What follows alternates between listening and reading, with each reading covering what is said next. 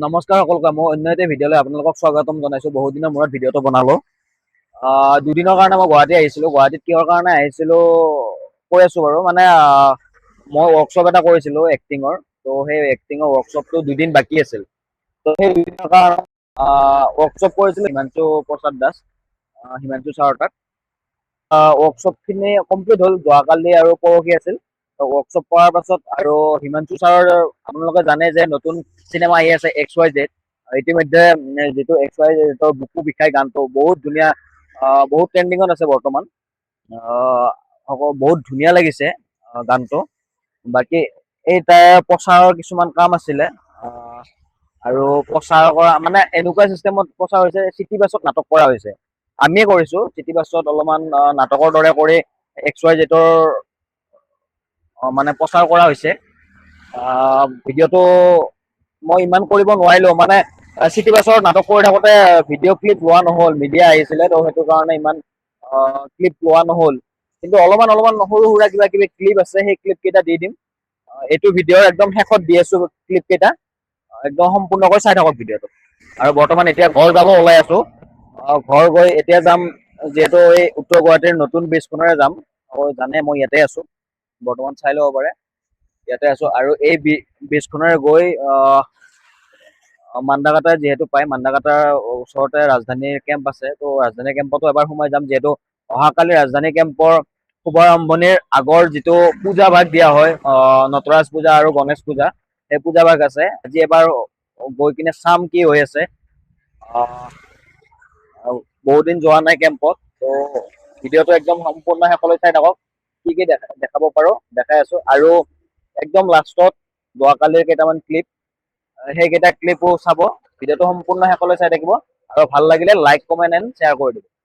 এতিয়া বলক গৈ আছো একদম ৰাজধানী কেম্পত।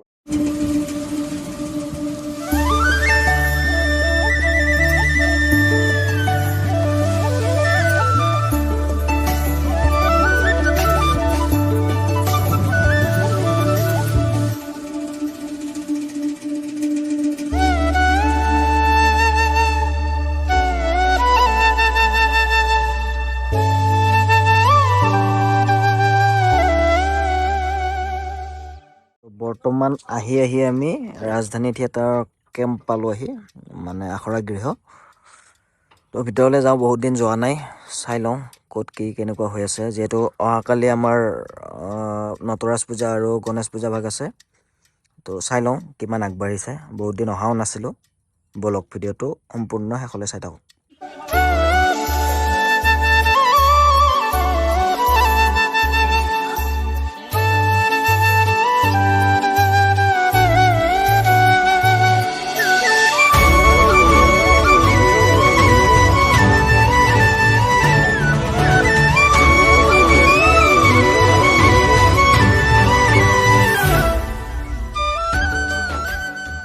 যিহেতু অহাকালি আমাৰ ৰাজধানী থিয়েটাৰৰ পূজা ভাগ আছে, তো পূজা ভাগৰ কাৰণে পূজাৰ প্ৰস্তুতি চলি আছে সকলোতে।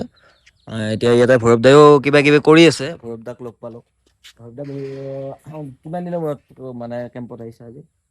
কেম্পত প্ৰায় আহি থকাই হয়, ওচৰৰে ল'ৰা যেতিয়া।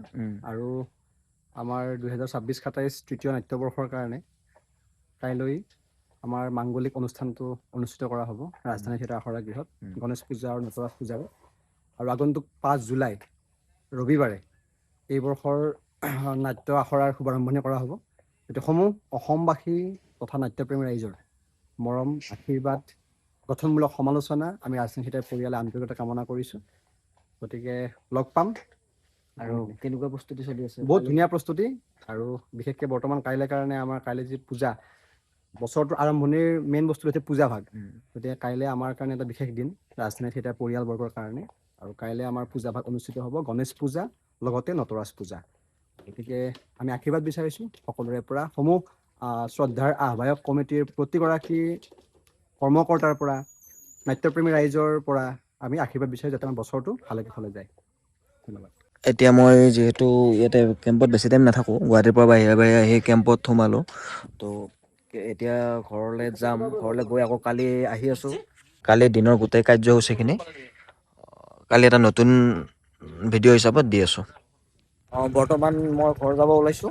অহাকালি আহি আছোঁ। আহি গোটেই যিখিনি গোটেই কাৰ্যসূচীখিনি গোটেইখিনি দেখাই আছোঁ, কালি কি কি কৰা হ'ব। আৰু এতিয়া ঘৰত যাম। ভিডিঅ'টো আজি আৰু বেছি দীঘল নকৰোঁ, ইমানতে সামৰিছোঁ।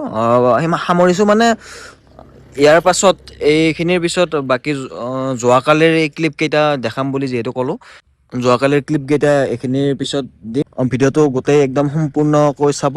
ভিডিঅ'টো ভাল লাগিলে লাইক, কমেণ্ট আৰু চেনেলটো ছাবস্ক্ৰাইব কৰি দিব। ভিডিঅ'টো ইমানতে সামৰিছোঁ। জয় আই অসম, জয় জুবিন দা।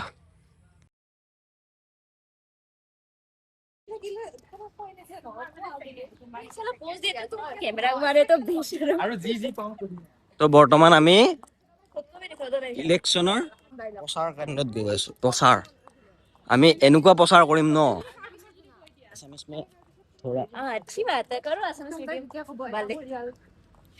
অ মেম, কি কৰিব গৈ আছে? আৰে চব চব চব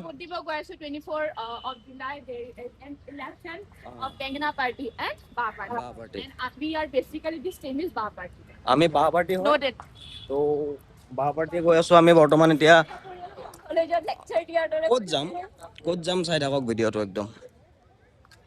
কণ জলকীয়া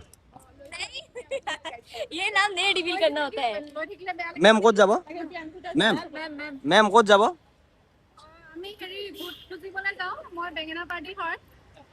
কিন্তু বাহ পাৰ্টি দেই, আমি বিপৰীত পাৰ্টি হয়।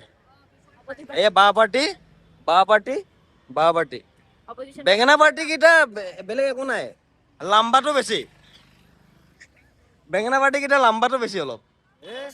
বেঙেনা পাৰ্টি আমাক ভোট দিয়ক, আমি বেঙেনা দি দিম আপোনালোকক। আমাক ভোট দিয়ক, আমি আপোনালোকক বাহ দি দিম। দাদা আমাক ভোট দিয়ক, আমি আপোনাক বাহ দিম। আমাক ভোট দিয়ক।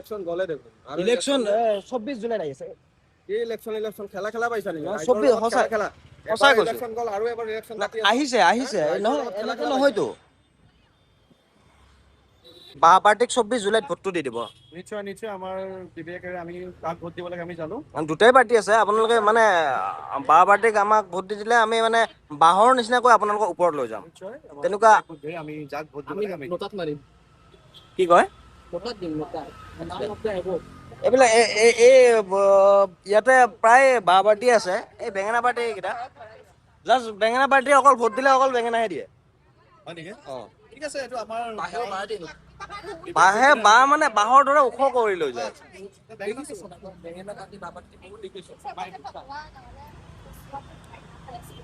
বাহ পাৰ্টি,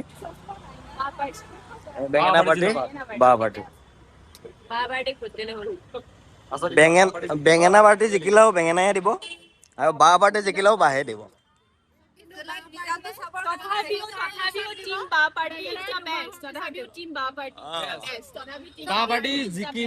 জিকিবই লাগিব। গতিকে সকলোৱে আহিব 24 জুলাইত।